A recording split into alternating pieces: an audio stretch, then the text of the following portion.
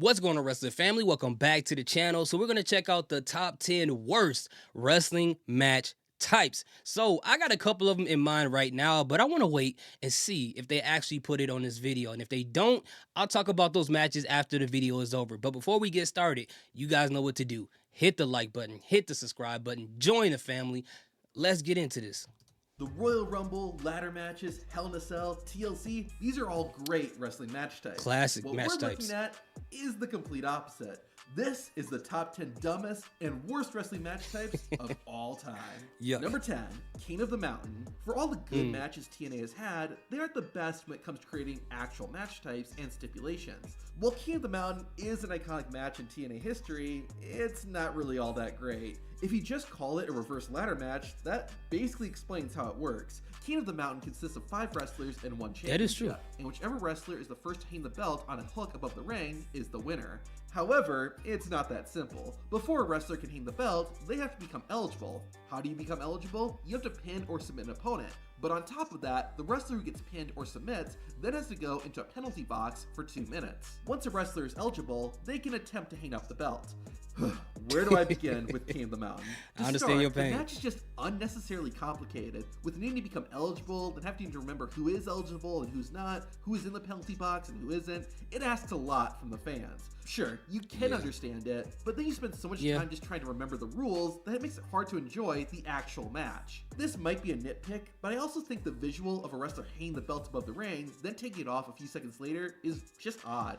Now, King of the Mountain at its core is still a ladder match, so it's created a lot of cool moments. But I feel like TNA was trying so hard to be different that they forgot to make the match entertaining. Number 9. So as far as King of the Mountain, I remember watching the first ever King of the Mountain match. I think it was like Jeff Jarrett, R-Truth, AJ Styles, Raven, and I forget who the 5th person was.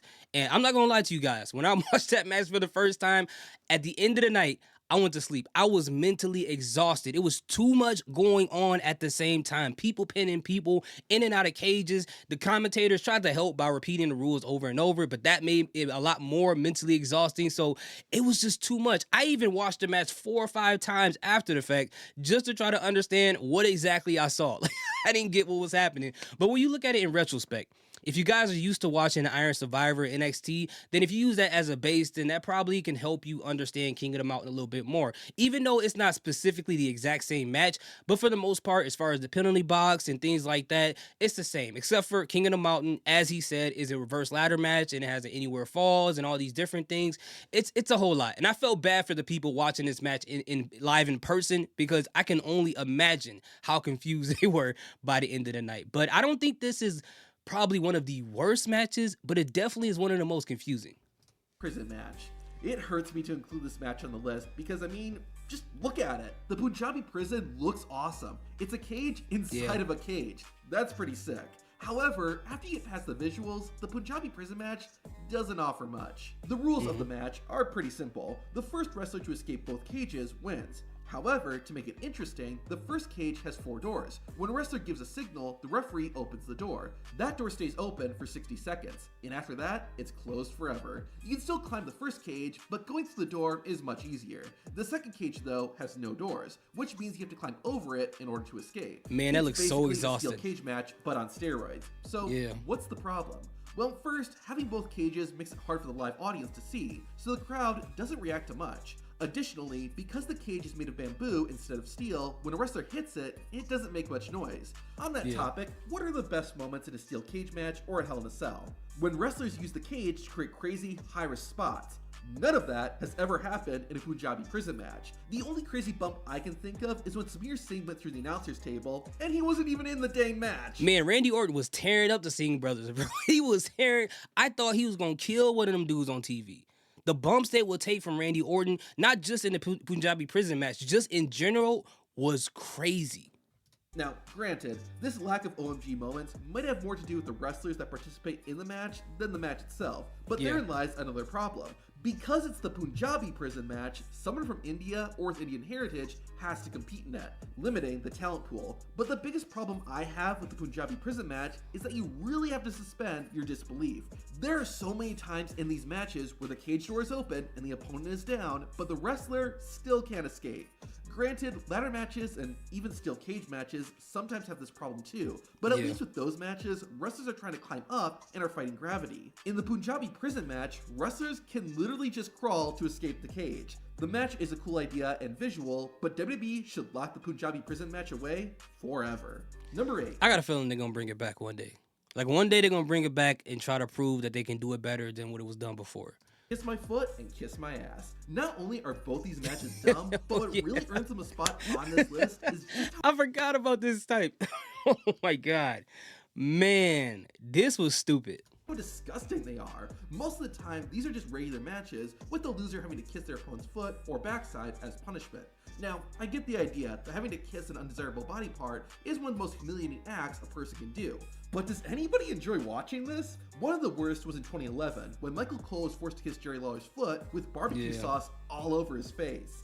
Ugh, with all these kiss my whatever matches, I feel like I'm watching someone's personal fetish, and considering who was in charge when all these happened, I wouldn't be surprised. Number 7? Hey, but we gotta say this though. As much as crazy as that type of stuff sounds, I remember seeing in the movie this lady put hot sauce on her toes and some guys were trying to eat it. It was a regular movie, by the way. But we can't say that because nowadays there's some people with some OF accounts that got nothing but toes on it. So it ain't just Vince.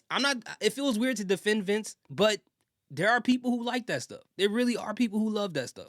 A stairs match. The fact that there's only ever Check some of these people's browser history. You gonna see that in there. been one stairs match in WWE is a telling sign. In 2014, WWE was trying to be cute and called TLC tables, ladders, and chairs. and stairs. The titular stairs match was between Big Show and Eric Rowan, and just like it sounds, the only weapon they could use were steel stairs. Now, steel stairs usually make for a good little spot in any match, but basing an entire match around them, no sir. Tables and ladders break when a wrestler is slammed on them, and even chairs will bend. Steel stairs, on the other hand, do neither. Plus, there's not a ton you can do with stairs. I'll give Big Show and Rowan credit. They tried, but nothing they did got much of a reaction. The biggest problem overall is that steel steps just aren't that interesting of a weapon. It felt like WWE was just looking for something clever to market and didn't give much thought to whether or not a stairs match would actually be enjoyable to watch. Number 6. Any MMA matches. Oh my god, bro. Hear me out. Since the mid-90s, wrestling companies have been trying to incorporate mixed martial arts into their shows. This can be a good thing, like adding MMA fighters to their roster, but it can also be done very badly. Whether it be the Lion's Den matches during the Attitude Era, the Asylum match in WCW, or more recently, the MMA rules match at SummerSlam, when wrestling tries to mimic mixed martial arts, it usually never works out well. I'll give it to him though, because the NXT Underground match between Lola Vice and Shayna Baszler, it wasn't that bad. Now Shayna Baszler versus Ronda Rousey, they gonna talk about it. That thing was hot garbage. Fundamental problem is that they're trying to take real fights and make them scripted wrestling matches. More often than not, these matches look bad and are just not that interesting to watch. Heck, even when wrestlers have real fights, it's bad. This might be a personal thing, but when companies have MMA themed matches, it feels kind of like it breaks kayfabe. Like all those other matches are fake, but this one is gonna be real. I don't really see the business logic in these MMA themed matches either. The reason people watch wrestling is because it isn't mixed martial arts. It's wrestling. Rather than using it to their advantage, these MMA themed matches work against it and usually leads to some lackluster matches. Number 5, strip matches. Hey, we got another one this weekend, so we'll see. Jada Parker versus Lola Vice. That's going to be a good match there. I'm talking about tuxedo matches, evening gown matches, even bra and panties matches. Any match where the objective is to strip your opponent of their clothes. There are usually 2 reasons for these types of matches existing. Either it's to give fans a chance to see women in skimpy clothes, or it's to have people who can't wrestle. Even if you get past that, these matches had very little substance and were often just boring. More often than not, any strip your opponent of their clothes match just boiled down to 2 people rolling around and tugging at each other's garments. This wasn't wrestling, nor was it entertaining. Number 4, electrified 6 sides of steel match. Wrestlers and wrestling fans have always been stereotyped as stupid. While I strongly disagree, the electrified 6-side steel match doesn't help fight that stigma. Every year, TNA hosted a pay-per-view called Lockdown that featured all steel cage matches. However, to mix it up, TNA would have different gimmicks. In 2007, one of those gimmicks was the electrified 6 sides of steel. The premise was simple. It was a regular steel cage match, except that there were 10,000 volts running through the steel. This is already kind of inaccurate. There's no way. Can't hurt you. It's the current of electricity or amps that actually causes the damage. But of course, TNA didn't share that. Whatever though, volts sound cooler and more dangerous. Here's the other thing though. Let's say you push your opponent into the electric steel. You're getting shocked too. Human bodies are great conductors, and no one in this match is wearing gloves. Now, I can get past the lack of scientific logic. And on top of that, they sweating too. God, man. But the match itself just wasn't believable, especially when wrestlers didn't react when they touched the cage. The commentators tried to explain that there were different levels of electrical current around the cage, but nobody was buying that. Plus, even when the wrestlers did react to the steel cage, the timing of the sound effects was off. And he throws it right. But you know what? Devon Dudley is the perfect person to what the heck did I say? To react to electricity. This guy has always sold gyrating and shaking in every match he's in, so he's the perfect one to be in this. Wrestling is inherently a bit silly, but the electrified 6 sides of steel was just too much, and thankfully it was one and done. This next match should have been one and done, and that's number 3, Fight for the Right. Also known as the Reverse Battle Royal, this match type just has so many problems. Okay, so 18 to 16 wrestlers start on the outside, and they have to get inside the ring. Once about half the wrestlers make it inside the ropes, the wrestlers on the outside are eliminated. The wrestlers in the ring then have a regular battle royal. Once it's down to 2 wrestlers, the match then turns into a 1-on-1 match. Then the winner of that match wins. Part 1.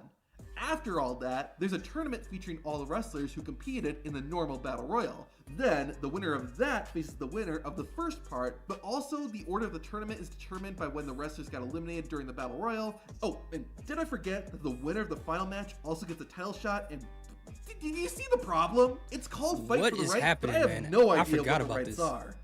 Okay, let's start with the first part, the Reverse Battle Royal. It suffers from a similar problem. After explaining all that, I honestly don't even care. I don't even care what the rules for the match is. I swear it sounds like someone in the creative team was asked, just like for the King of the Hill or King of the Mountain match, they're just like, hey, what should we do? A ladder match? A battle royal match? Iron Survivor match? And I know it didn't exist back then. What type of match should we do? And the person just said yes. So they just threw them all in there and created this debacle right here. This is a lot, man. This is too much. As the Punjabi prison match. I get trying to be creative, but it's too much. There's multiple times where wrestlers could easily just slide in under the rope, but they don't. But the biggest problem is just how dang confusing it all is. You got to be really invested in paying close attention just to understand what's going on. Even if you do that, the Fight for the Right just isn't entertaining. Can you imagine being a referee too? God. The mountain match was complicated, but at least it was self-contained and still created some cool moments. The Fight for the Right took place over the course of 3 weeks. Like I said, it feels like TNA was so busy trying to be different, they forgot to be entertaining. Number 2, the Monster Truck Sumo match. Do you like wrestling matches without any of that annoying wrestling? Then the Monster Truck Sumo match is what you've been looking for. In 1995, The Giant, aka The Big Show, made his wrestling debut in WCW. He was instantly put into a rivalry with Hulk Hogan, and after months of attacks and feuding, the two finally got to face off at Halloween Havoc. However, before they locked up in the ring, Hogan and the Giant locked up on the roof. The two wrestlers drove monster trucks that were welded together in what was billed as the Monster Truck Sumo match. What the goal is was this, to push man? your opponent's truck outside the ring of traffic cones. The trucks were cool, and on paper, maybe it made sense, but in reality, the match was just a lot of pushing and pushing and pushing. Also, there's just one little small detail I don't know how many people caught this bit of. What does this have to do with wrestling? And if all this wasn't bizarre enough, after Hogan won, he and the Giant fought on the edge of the building, leading to the world's largest athlete falling to his death. What? Sometimes I feel like WCW spent money just because they had it. Now, what could possibly be worse than this? And all I honestly do not remember that at all. At all. This is one of the few matches I remember. I've heard of it, but I never actually got a chance to watch it. And that reminds me that there is a WWE game that's based on Monster Truck. So I wonder if they got influenced by that. But man, that they had to get a big sponsorship from a monster truck company or something. I can't see no other reason why they would want to do that. But you know what? Maybe that's giving WCW back in the day a little bit too much credit, because it was a lot of stuff they was doing back in the day that just was like, why? And that's why they're not around no more. all the other matches we've looked at.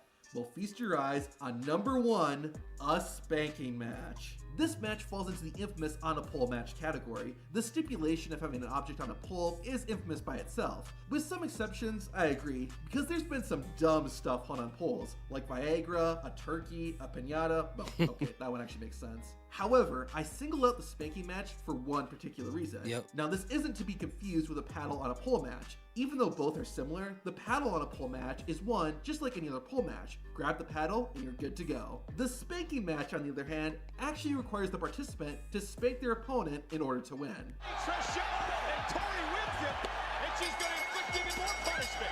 Am I watching wrestling or a fetish movie? At least with the bra and panties matches, I get what they were going for. But a spanking match is just dumb. What are the rules anyway? Do you have to use the paddle? Does a slap work? How much contact do you have to make with the cheeks in order for it to count as a spanking? Also, why are these the questions I'm asking when I'm watching a wrestling show? Now, while this match is crazy, it wasn't nearly as bizarre as seeing a wrestling match on a moving truck. Yeah, you asked it too many questions. It was just basically a match for fetishes. That's all it was. I mean, for people who are younger watching this video right now, y'all got OnlyFans, you got all this other stuff. This is what people had to watch back in the days. They didn't have videos readily and available all the time. And for some people, you know, wrestling was their excuse to watch these type of matches. I'm not saying I was those type of people, but some people actually admitted to say that.